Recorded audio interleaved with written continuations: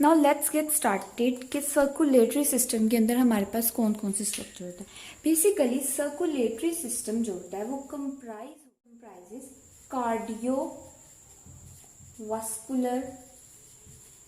System.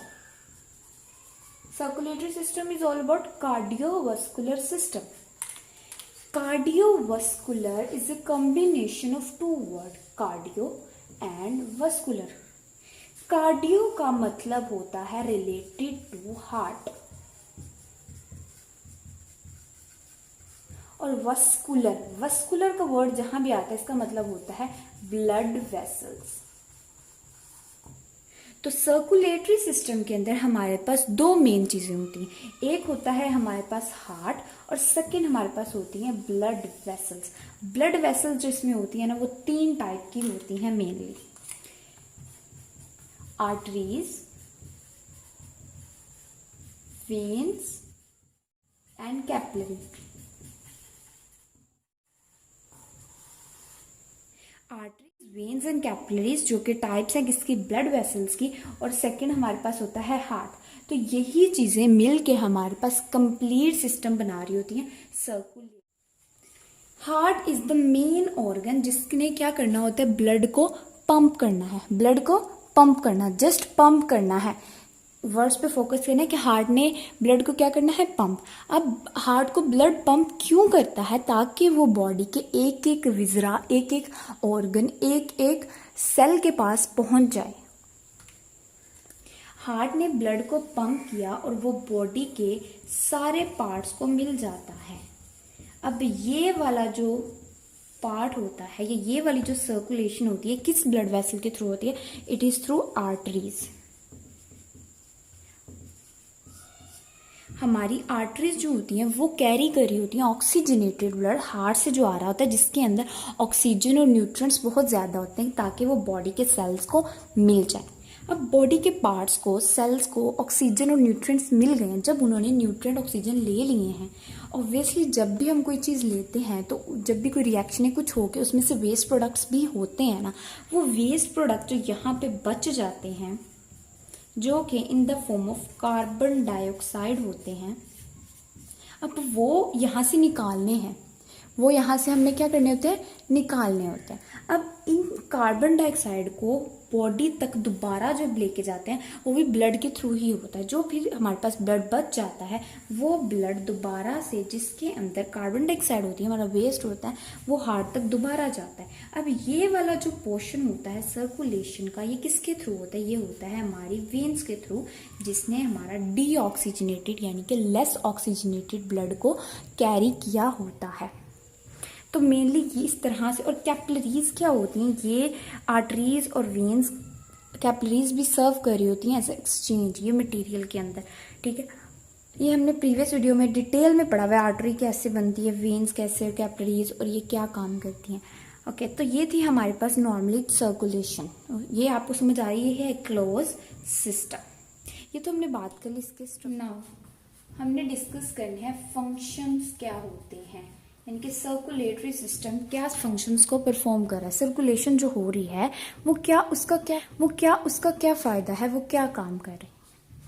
अगर हम देखें तो हमारे सर्कुलेटरी सिस्टम में हार्ट क्या कर रहा था, ब्लड को पंप कर रहा था, उन वेसल्स के थ्रू भी ब्लड ही हर एक चीज को मिल रहा था। अब ब्लड ही है जिसने काम अपने फंक्शंस को परफॉर्म करना होता है। अगर हम ब्लड की कंपोजिशन को देखें तो ब्लड के अंदर होते हैं सेल्स, तीन तरह के सेल्स।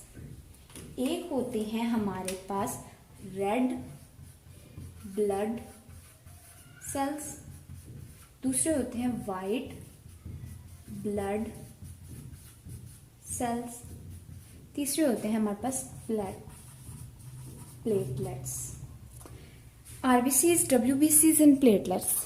आरबीसीज को हम एरिथ्रोसाइट्स भी कहते हैं, डब्ल्यूबीसीज को ल्यूकोसाइट्स कहा जाता है, और प्लेटलेट्स हमारे थ्रोम्बोसाइट्स कहा जाता है प्लेटलेट्स को। आरबीसीज जो होते हैं वो क्या फंक्शन परफॉर्म कर रहे हैं ब्लड के अंदर रह के। आरबीसीज के अंदर एक स्पेशल पिगमेंट होता है हीमोग्लोबिन, जो कि ऑक्सीजन कैरी पिगमेंट होता है। अब इस हीमोग्लोबिन ने क्या करना है, ऑक्सीजन को पकड़ लेना है। ऑक्सीजन को, अब देखिए हमने कहा था ब्लड के अंदर क्या होती है, ऑक्सीजन और न्यूट्रिएंट है। अब ऑक्सीजन कहाँ से आई और न्यूट्रिएंट्स कहाँ से आ गए ब्लड में। ऑक्सीजन जो होती है वो लंग्स के थ्रू आती है। जब हमने रिस्पायरेटरी सिस्टम पीछे पढ़ा है उसके अंदर डिटेल में देख लिया कि ऑक्सीजन ब्लड में कैसे आई।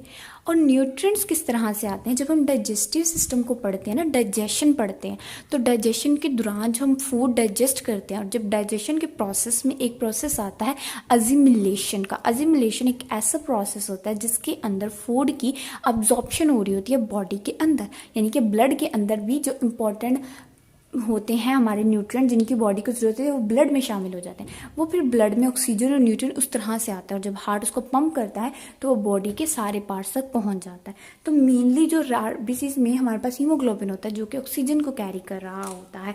तो आरबीसीज का काम होता है ऑक्सीजन की ट्रांसपोर्ट करना, उसके साथ साथ कार्बन डाइऑक्साइड को भी रिमूव कर देना, क्योंकि जब वो ऑक्सीजन देने जाता है तो वो कार्बन डाइऑक्साइड को भी लेके दोबारा हार्ट लंग्स के पास पहुंचा देता है। ये तो हो गया आरबीसीज के लिहाज से इसका एक फंक्शन, तो ये क्लियर है। दूसरा अगर हम देखें डब्ल्यूबीसीज भी तो है ना उसके अंदर। डब्ल्यूबीसीज जो होते हैं वो हमारा डिफेंस मैकेनिज्म के अंदर काम कर रहे होते हैं।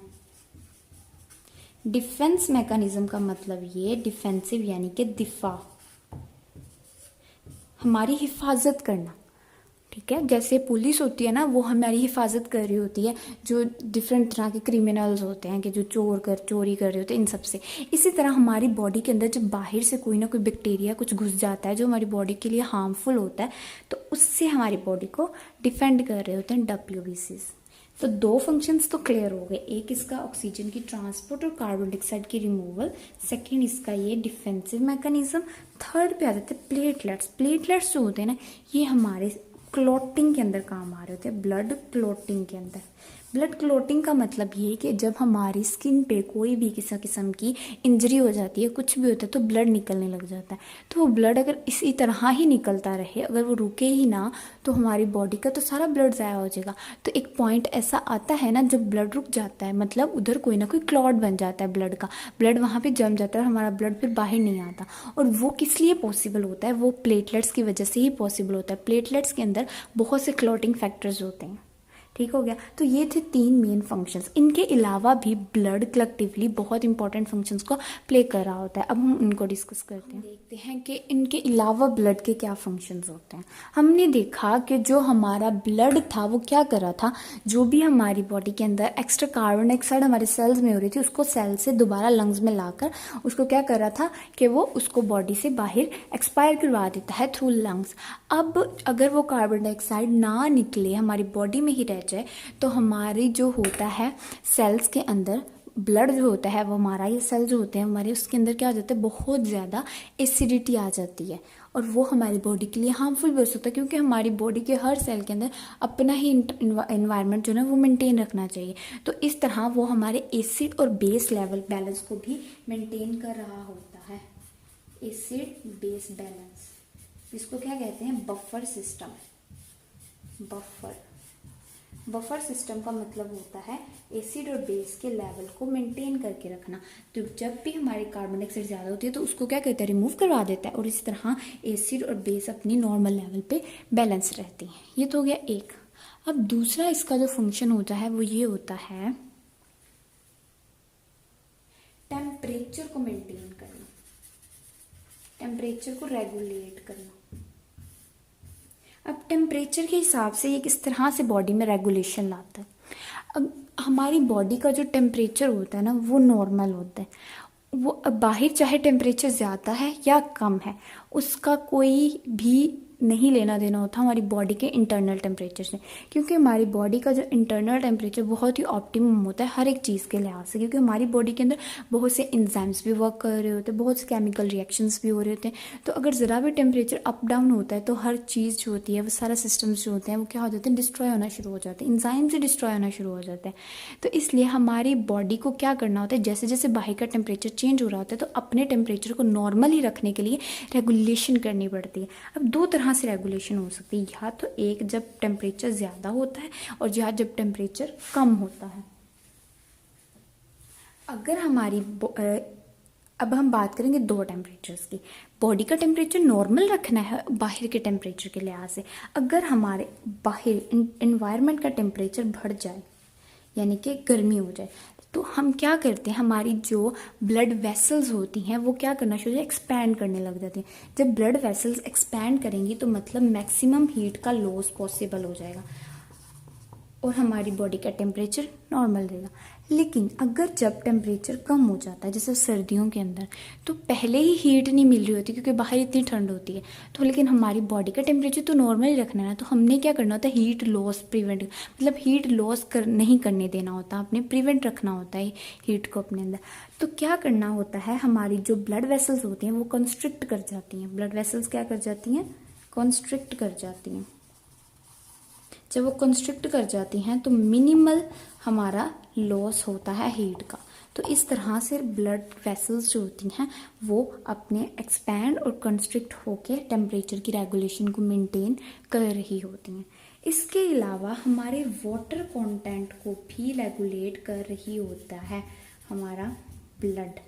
अब वो किस तरह से करता है, हमारी बॉडी के अंदर ब्रेन के एक पार्ट के अंदर एक हार्मोन होता है जो होता है ADH, एंटी ड्यूरेटिक हार्मोन। जब हमारी ब्लड के अंदर या बॉडी के अंदर क्या होता है कि लेवल कम हो जाता है पानी का, वाटर लेवल कम हो जाता है, तो ये एक सिग्नल भेजते हैं ब्रेन को कि ADH को सिक्रेट करो ज़्यादा, क्योंकि ADH का काम है ज़्यादा से ज़्यादा क्या करवाना, रीअब्जॉर्प्शन करवाना।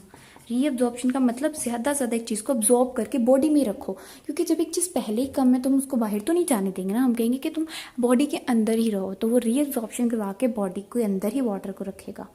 और इसी तरह जब हमारी बॉडी के अंदर पानी बहुत ज़्यादा होता है तो इसको इनहिबिट कर दिया जाता है। तो इस तरह से वाटर कंटेंट, टेम्परेचर और एसिड बेस के अंदर भी हमारी ब्लड जो होता है वो मेन रोल प्ले कर रहा होता है। तो ये थे हमारे फंक्शंस ब्लड सर्कुलेटरी सिस्टम।